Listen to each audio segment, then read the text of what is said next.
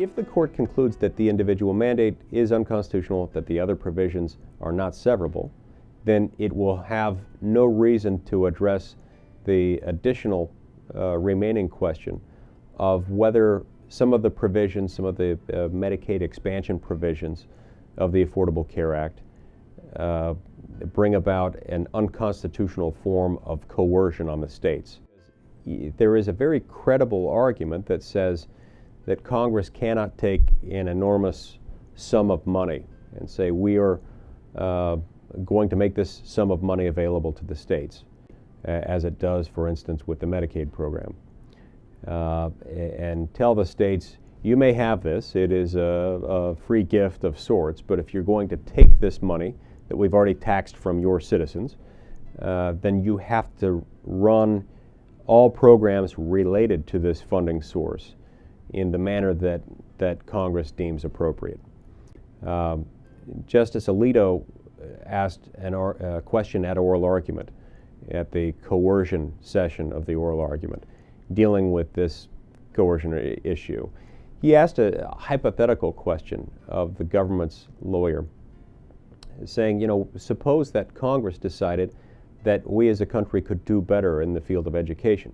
Suppose further that Congress decided to adopt a new law imposing a tax on all Americans, and that the new tax would raise a quantity of revenue that roughly equaled the collective educational expenditures of all 50 states combined. And that Congress then said, okay, states, we're now going to remit back to you your share of this education revenue. And this will be enough, if you accept it, to fund your entire education system. But you're free to take it or not take it.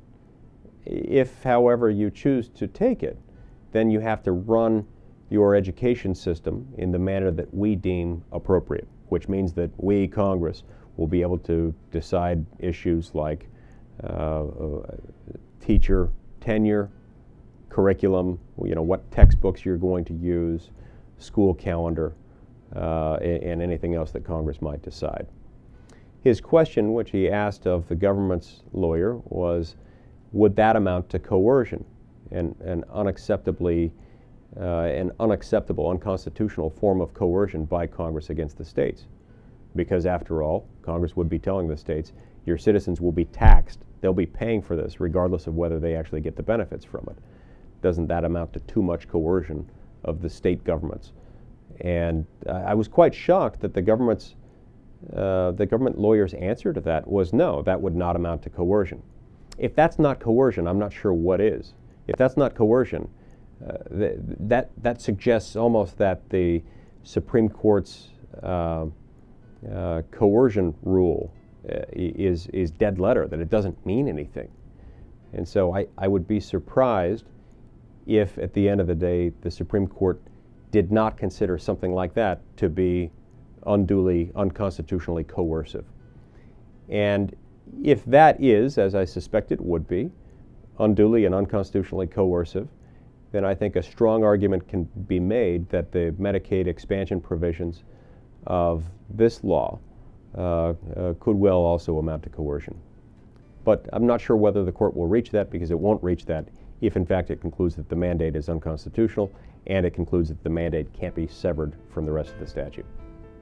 Let's say Congress says this to the states. We've got great news for you. We know that your expenditures on education are a huge financial burden. So we're going to take that completely off your shoulders. We're going to impose a special federal education tax, which will raise exactly the same amount of money as all of the states now spend on education. And then we are going to give you a grant that is equal to what you spent on education last year.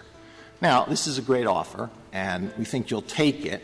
But of course, if you take it, it's going to have some conditions, because we're going to set rules on teacher tenure, on collective bargaining, on curriculum, on textbooks, class size, school calendar, and many other things. So take it or leave it. If you take it, you have to follow our rules on all of these things. If you leave it, well, then you're going to have to tax your citizens. They're going to have to pay the federal education tax, but on top of that, you're going to have to tax them for all of the money that you're now spending on education, plus all of the federal funds that you were previously given. Would that reach the point? Would that be the point where financial inducement turns into coercion?